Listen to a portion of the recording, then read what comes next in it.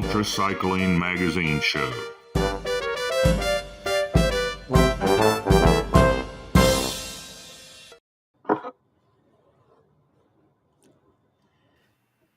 Hello and welcome to this wonderful, exciting Ultracycling magazine show. First one of this season. Hey Lee, how's it going? And hey Joanna. Yeah, well, it's interesting. Yep. Sorry for the delay, people. We had some technical difficulties on the far side. You know what it is? We've all just forgotten what to do because it's been so long. Hey, fellas. Exactly. Yes.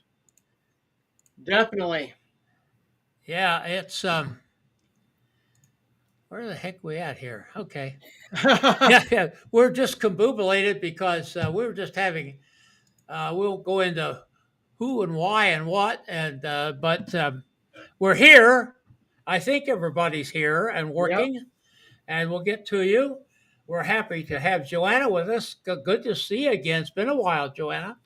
Hey, look, I love the fact I just get to sit here. You guys are the ones trying to do like multitasking, getting sound, getting audio. I'm just here on a rock at the bottom of the world. Hey, from New Zealand, kia ora. Good to have you with here. And in the process of trying to get this all straightened out, I managed to lose my schedule. So Jim, jump in here. All right. So basically, you were supposed to turn on some something so we could ask Joanna if she hears it. Hey, Joanna, do you hear something playing? Now, I'm wondering, can I hear some music there? What's that noise I can hear, Lee? She says unprompted. Well, that's our guest this evening. Is it? Yes, it's Hoppo from the Isle of Guernsey. And we finally got him in here. And let's listen to him a little bit.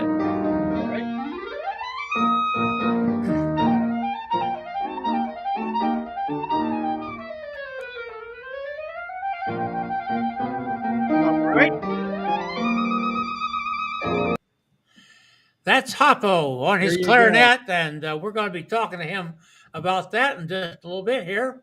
Definitely. For everybody out there that's not watching.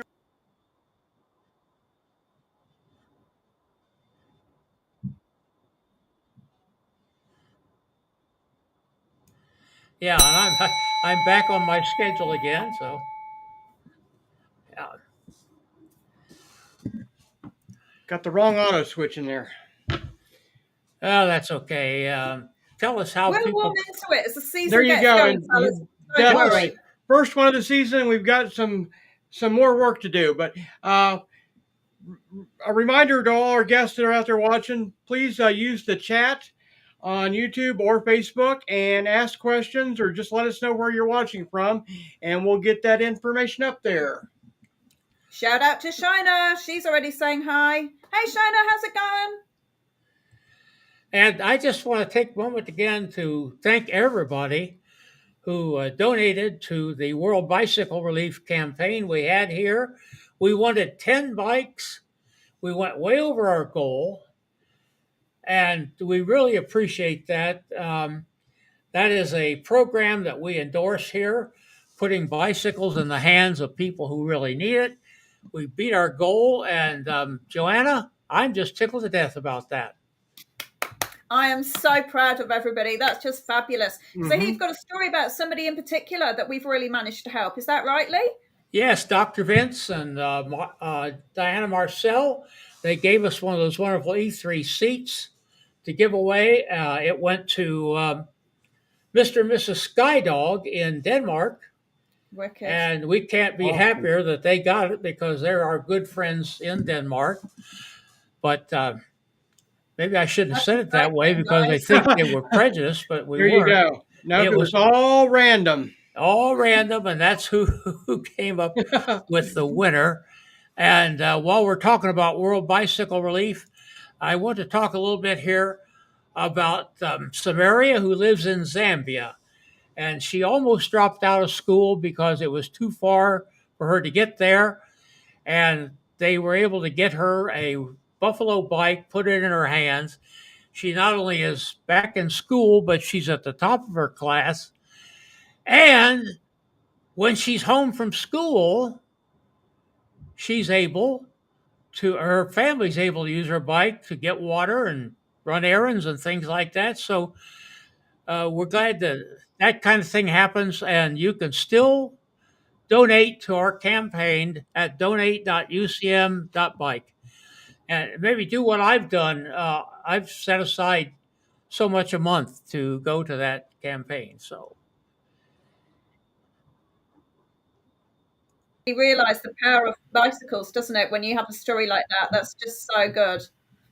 Correct. yeah, it changes people's lives dramatically, and we're happy to do that. Let's talk about next week's show, Jim. All right. Ben Sweet is going to be on the show. We're calling it Sweet Dreams because his dream this summer was unfulfilled of setting a Trans-Canada record. He had to abort, and he's got it on for next year, and we're going to talk about that. And as always, Jim, sometimes we learn more when something goes wrong than when everything goes right. And we'll be talking to Ben about that next week here on the show. Definitely. That said, let's get on with the good part of the show. Let's get to the good part of this show. There we go. And what happened to Hoppo? He was there. All right, he was there just a second. There he is. Yeah. Good evening. Good evening, Hoppo. There in the Isle of Guernsey. My connection dropped then, so yeah. But I'm back. There you go. Hey, Hoppo, and hey, Matthew. Yes. So cool to have you both here. And we have his training companion there, Matthew Lefthand. Mm-hmm. I guess I've never called you this publicly, but people call you Lefty. Is that right? Yeah, it's kind of been the Zwift nickname. There you go. Is everybody in your family called Lefty? That's the thing. No one in the family's called Lefty. Okay, well. Are you left-handed, though? Nope. Disappointing, I know. There you go. Well, I'm sure you hear more of that than you care to, so let's just get off that subject. Hey, Matthew, want to congratulate you on your tremendous accomplishment at HooDoo.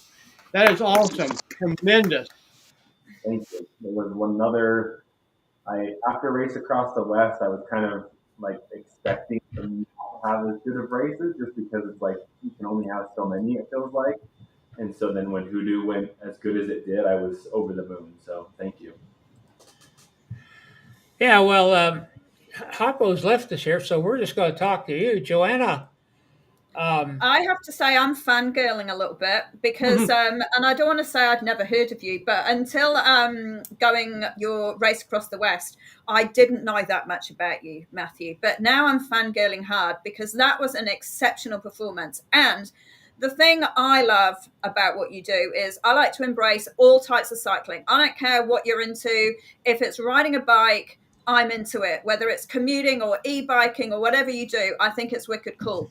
And the thing I love about you is that you find a way of really incorporating all different types of cycling. You do amazing results in something like Race Across the West. And we've talked about HooDoo, and you're very active on Zwift as well. Am I right? You've got some records in the online cycling as well. Is that right?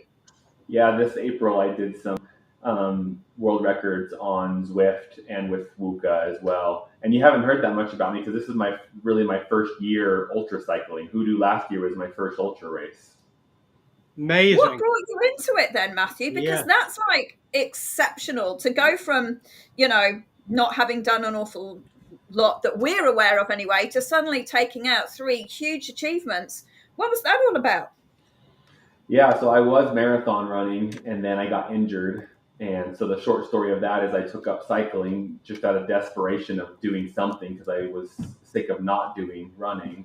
And then I just found out I was really good at cycling. And since I was marathon training, I just took the volume of training and increased it into cycling. And my first race was Lodija, which was a 208-mile one-day race.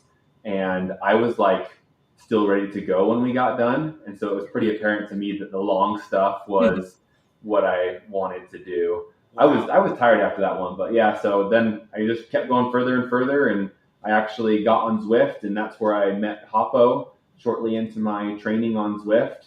And so we started talking ultracycling, and he's been a huge mentor to me, and of course an inspiration for the career and life he's had on the bike. And so he helped me get started in a lot of ways and figuring my way out, and it's just kind of gone from there.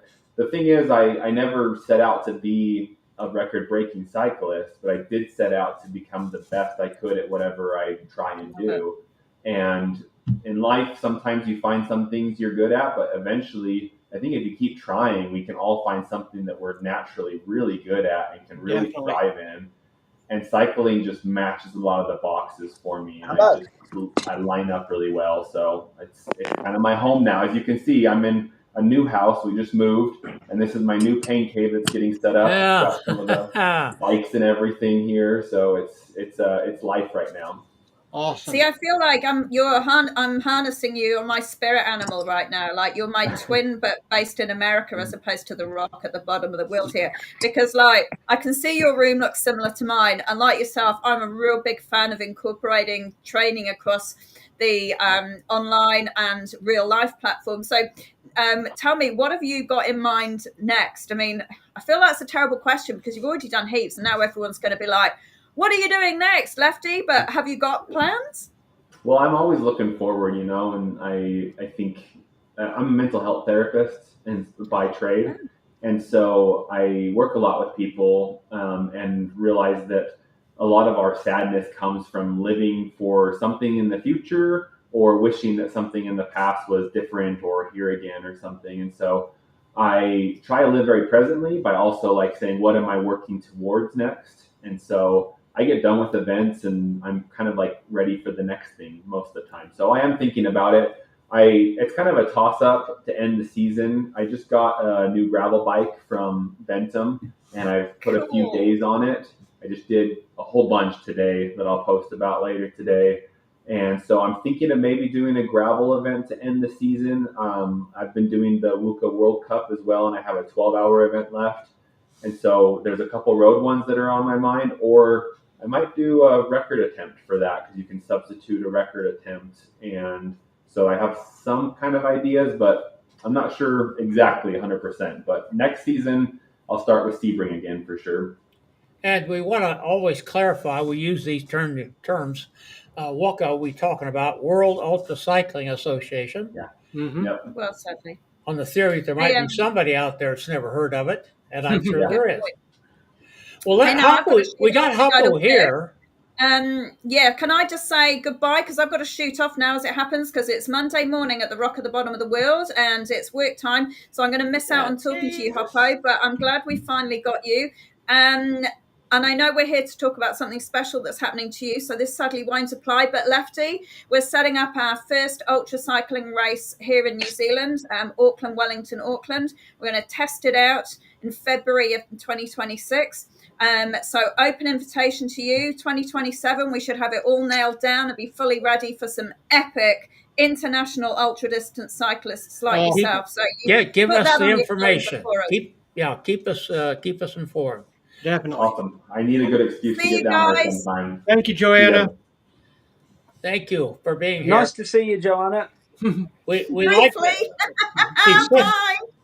Joanna's such a joy, but the time situation makes it very difficult, no matter what we try. Well, let's get to Hoppo. Hoppo, you're retiring. What brought this about? Right, I think my microphone and everything is actually working at last. Yeah, we can hear you fine. Excellent. Well, I've now retired from ultracycling. Well, that's just a short statement. Why? Oh, we lost him. It's a mystery. He retired from the UCM show. You know what, Jim? What? This is a good opportunity He's going to go back to the clarinet, and we Yep. always knew that he was a musician, but we didn't know how good he was. Here you go. And we've got a little bit of film here. I think it was taken off of a television screen, so the video quality kind of smells. Gotcha. But let's go ahead and run it. All right.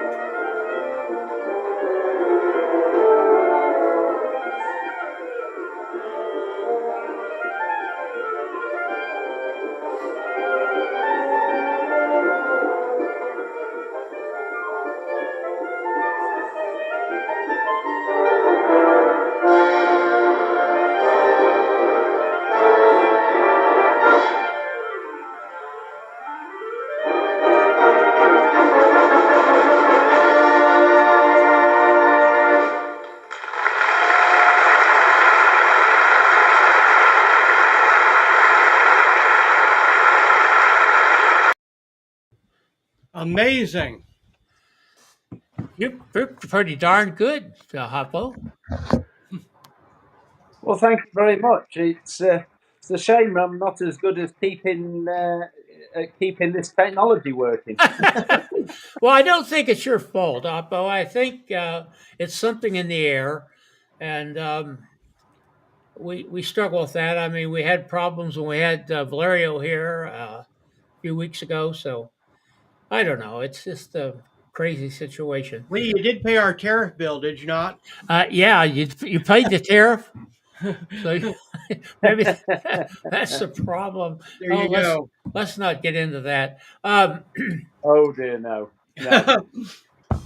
In answer to your question earlier on, I told Jenny many years ago I would know when it was time for me to retire, and yeah, my body is telling me it's time. Enough is enough. Gotcha. But this doesn't mean you're going to quit cycling altogether, does it? It just means you're going to not race and compete, correct? It's Arturo. No, at the moment now I'm down to just cycling at the weekends. Excellent. You know, Arturo Toscanini, the great conductor, he quit, and his wife said, "Why are you quitting? You're the best you've ever been." He said, "That's why I'm quitting." he wanted to go out on top, but yeah, I said to Jenny that I wanted to go out before I stopped winning, and luckily, my final race I got 2 national golds and broke a national record. Very good. That's the way to do it. That's you see people hanging on way too long, and well, I guess maybe I'm a living illustration of that. I don't know. I don't think so. I told Lefty about 9-10 months ago that this was going to be my last season, and we trained so hard together over the winter. I'm afraid he's to blame for all my results this year. We pushed into new limits this year, and new barriers were broken. Well, you guys met on Zwift, is that right? That is perfectly correct. Yeah, fantastic training platform. Definitely. Now, since both of you train on Zwift, do you think it's actually helped your outdoor riding, or hindered, or complemented? Massively helped and complemented it. There's not on Guernsey. it's a very small island. It's Right. 6 miles long and 4 miles wide, and I couldn't cycle 1,000 kilometres a week like I have done this year in training for these races on Guernsey alone. I'd be dizzy. I think maybe a quarter to a third of my training has been outdoors this year, but 2/3 to 3/4 has been with Lefty on Zwift. And there was Matthew's 24-hour world record attempt, successful record attempt, and 3 weeks before that, I did 1,000 kilometers in the 24 hours on Zwift as well. Yeah, we kind of did a little trade-off. I worked for him, and then a couple weeks later, he came and helped work for me, and it was a pretty special couple weeks, especially me just getting started, Hoppo wrapping up. It's kind of a cool time that we met together and intersected like this. And we spend hours and hours and hours together on Zwift. I think the best part about Zwift is that you're constantly pedaling. And if you go outside, there's stop signs and there's turns and there's you can code. There you go. I did 95 miles today, and there was a ton of descending. And it's on gravel, so I have to learn how to descend better on gravel anyway, so I need that practice. But on Zwift, it's just like you ride 3 hours, you rode 3 hours. People go outside and they ride 3 hours, and they ride maybe 2.5 hours at the best. It's Well, I spent a good many time up in northwestern Ohio where it's flat as a pancake and there's no traffic, so stop signs are almost non-existent. And optional. I can tell you, well, yeah, kind of. But I always told people, if you want to get better, come up here where it's flat and you don't get a chance to coast. There you go. You have to keep pedaling. Yeah. We, as Jim found out when he came up here, we throw some wind in the boot, and there you go. It's kind of thing. So it's kind of like you're talking about. So, what's your schedule together, training together, look like? We don't. Our timing kind of just matches up oftentimes, and we do have a chat group, or we message each other and say when we're going to be on every now and then. But over winter, it just happened that so many of our hours overlapped that we did the same rides, and we led a ride over the winter on Saturdays, so that we did this 100-mile ride on Zwift all the time, and so we just were at the same events all the time and just started riding more together. Yeah. Gotcha. Now, are you going to continue doing leading rides over the winter, this winter, coming up? I'm in a position where I've taken a third job on now. Okay. Wow. I'm helping autistic children or children with autism. I'm driving them to and from school.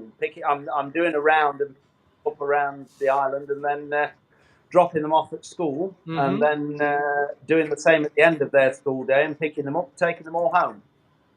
Gotcha. So, Lefty, you're going to take the reins technically then on the rides, or are you going to try to do that for us? Yeah. I've been leading them throughout the winter and stuff, okay. So I'll keep leading. We have some leaders, and on Zwift as well. You get locked into a server essentially, so you're all on the same ride.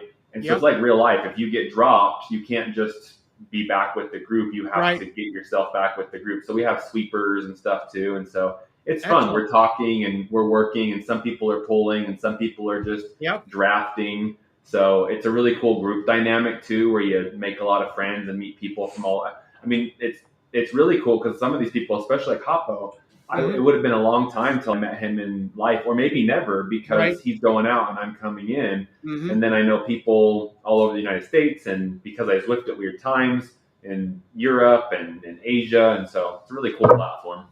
Definitely. Excellent. Lee?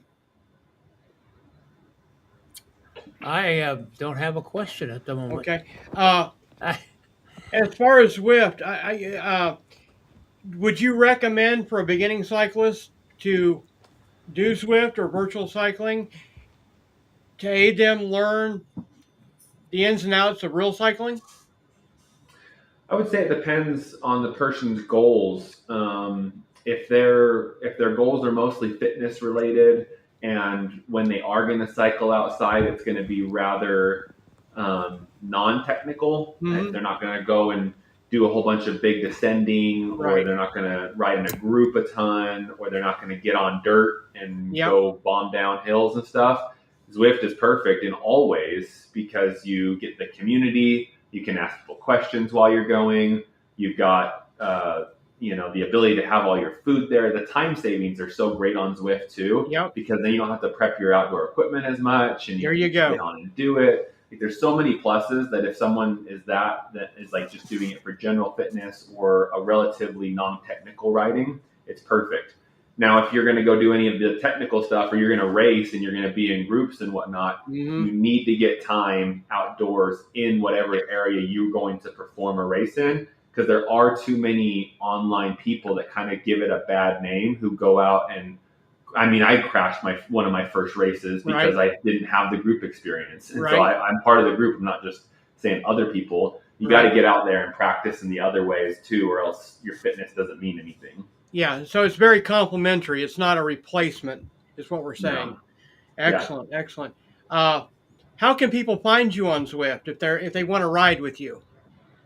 Yeah, so I'm just Matthew Lefthand on Zwift, so you can search me on there and follow me. And then I do most of my group rides with a group called Dirt, which stands Yep. for Dad's Inside Riding Trainers. Yep, definitely. But there's women on there too. There's there's Inside Riding Trainers, and there's Mhm. race groups, and there's casual groups, and they're all by pace too. Yep. So if you come to most of the rides I'm in, they're some of the higher pace ones, and there's lower pace ones, and there's some that are banded even, which Yes. means that, like, it's as if the group has a rubber band around it where you can't get away from people. You're just all kept in the same group, no matter who's working harder or less. So it's really a great platform in many ways. There's these pacer bots that go around all the time, and you can always go to those and ride with the pacers. Yep. So there's many ways to meet people, talk on there, and that's great. Excellent. Hey, while Hoppo's here, I do have a question for him. So you're going to get back into your music. Can you say a little bit about what your plans are with that? Yes, right. For the first, well, from about 4 years old, I focused on music non-stop for, I would say, 27 years, and I was principal clarinet in the 13/18 Roller Guards. Since I came out in '94, I've taught music ever since. So for 27 years, my focus was music solely. Then for another 27 years, then it was cycling, and now it's back to the music. Okay, well, play us something. Play you something. Well, I've got a clarinet by the side of me. What did you request? Did you request a bit of jazz, Lee? A little jazz, yeah. Right. Let me just think. Clarinet solo out of Dr. Jazz. A bit of Dixieland.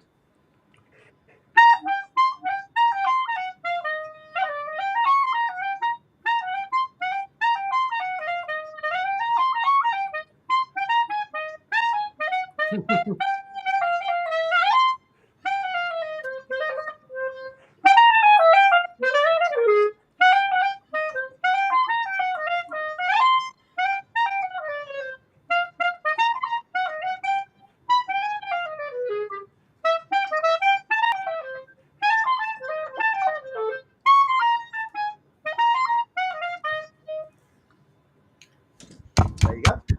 There's a little bit. Awesome. Bravo. Wonderful. Thank you for that. I love jazz. And At least the technology worked for that. There you go. it worked fine. Love jazz, love classical, and I heard a little bit of both there. So Definitely. that's great. That's great. And So what musical instrument are you going to play, Lefty? Well, I do play the saxophone, but it's been a long time since I played it, and I learned the guitar as well. That was my main instrument that I played. So I don't have those ready here for me though, so they're not All right. next to me. There you go. I just heard the other day that the guy who invented the saxophone's last name was Sax. Did you?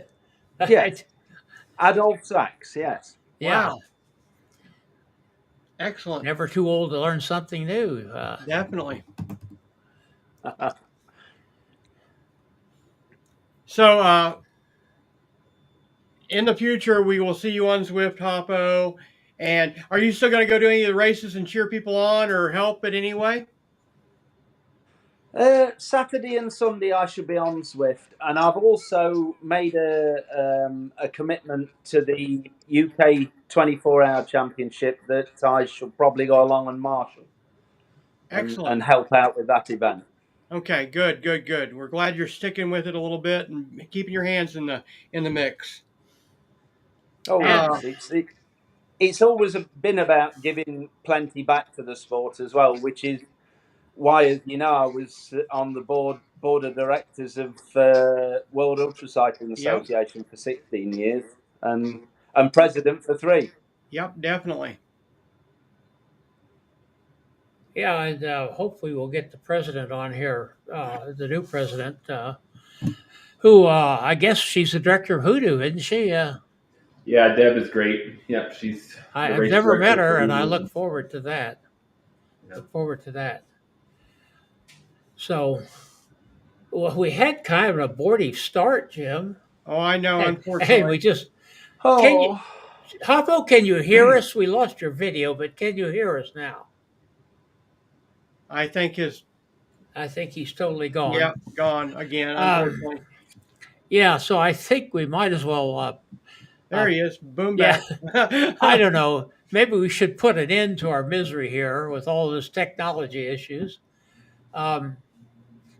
Yeah, I don't know what's going on, but we've had. Now, Matthew, you said you're going to be back out at Sebring in the spring, correct? Yeah. Yes. What other big plans do you have for next year? Yeah. So Bentham is the bike company that I work with. They're the one that's I was on their TT bike for the indoor record, which everyone was like, why did it matter what bike you were on for the indoor record? But if you look at the World Ultracycling Association guidelines for records, it's not just about Zwifting. In fact, they don't pay any attention to Zwift. You have to take your bike and ride it outside on a decided course, and then they calculate your CDA. I can't remember what it's the most common CDA calculation equation, but they need the temperature, the elevation, the atmosphere, the weather, like the wind that day, what tires you were on, how smooth the road was. Like they literally plug in all of these factors and they pop out your CDA so that when you're riding inside, they know how fast you'd be going at the power that you're going as long as you're holding position. Right. So I had to ride that same exact bike inside in the same exact position as well, because if I change positions, they then changes your as well. Anyway, long story short there, I've been working with them. They're great. And so they just got me now this gravel bike. And the reason that I got the gravel bike is because I'm looking at some of those ultra gravel races. Okay. So the biggest one here in the US is Unbound XL. Yep. Pretty massive race. And so that's probably the race that will be one of my A targets next year. And then something like Traka is around the same time, and that's a European race. That's another gravel race. But I'll be targeting some of those ultra gravel races. I'll be targeting a couple TT races, and then probably throw in the mix a couple of the road series type ones. So it'll be a pretty busy, crazy year next year. And I've even been messing around a little bit on a recumbent, a cruise bike actually. Wow. And I don't know if you guys have tried a cruise bike, but it's a big learning curve. I can imagine. We were talking about that the other day because I know the tandem was a learning curve for us, and I couldn't imagine, sitting down on a recumbent and then trying to get going at all. Yeah, balancing on your back is one thing, but then with cruise bike, it's a front wheel drive, so your pedals influence your steering, which is a whole weird mind connection. Like there's a lot of reflexes. Like if you need to brace for impact, usually you stand up on the bike or you plant your feet. Yeah. So as soon as you move your feet or engage your core, you change your steering. So I feel like I'm fighting myself, but everyone says you get used to it. You just got to try. So I'm trying some of that. I'm trying some of this, and I'm just trying to figure out what I'll do for sure. Excellent.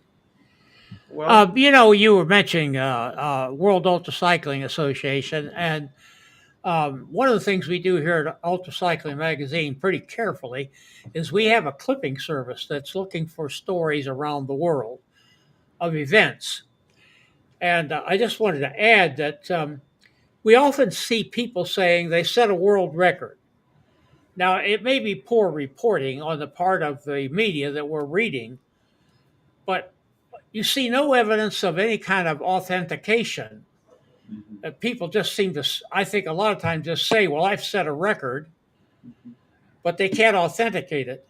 And I just want to emphasize here that here at Ultracycling Magazine, we don't talk about records unless we have authentication from World Ultracycling Association. In races, sometimes for records, we'll take, RAM qualifying events. We know they're accurate, but it's very important that we keep our data clean as to what we mean when we talk about a world record, Lefty. And we want to emphasize World Ultracycling Association, which if you look in the description below this video, you'll see a link to them. We encourage you to join, even if you're not going to set a world record, just to support the whole concept. And we're happy to say that we're working more closely with them all the time, Lefty. Yeah. Definitely. Yeah, they're a great organization, very organized, and they partner. I can't remember what the name is, but they have an association with Guinness where they are the foremost. So people always want to set Guinness World Records, but WUCA is just qualified to do everything, and then Guinness just says, "Okay, sounds good." Right. So WUCA's the way to go when it comes to ultracycling.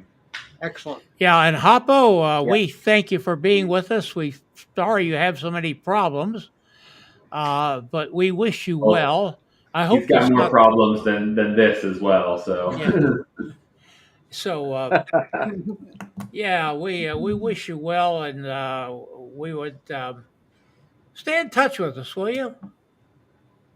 Most definitely. Most definitely. We go way back with you, Hoppo. I remember one time we had you on the air. You were living, I don't know, in northern England sometime, and you were driving in your car, and I wasn't very happy about that. Do you remember that? I do, yes. Yeah, I wasn't too happy about you driving and being on the air at the same time, but you did survive, and you've survived a lot since then, so thank you for being with us. Got a steel trap of a memory. I think he's got more stories in there that he's got to share over the next little while. There you go. He needs to write a memoir. Mm-hmm. Yeah, and goodness, what we'll have to do is... I've got more than enough for a book, but I just haven't got time to write it. There you go. Okay. Excellent. Well, I think we're going to wind this up, Jim. Okay. We want to thank everybody for watching and being out there, and especially thanks to Hoppo and Lefty and Joanna for being on at the beginning. And we'll be in touch. Lefty, stay in touch with us, will you? Because we like to see new talent. I guess we can call you new talent. You're about to become seasoned here, but best of luck on everything you do. I've got almost 2 decades to get as seasoned as Hoppo, so it'll be a while. Yeah, you're getting there. You're just getting into your prime. Yep, definitely. And look these two up on Zwift and ride with them. It's a great time. Yep. All right, let me find Gregory. They're great. There you go. Don't go away, guys. We'll debrief here a little bit. This is Gregory Zuber, thanking you for watching and sharing. Music by Kevin MacLeod.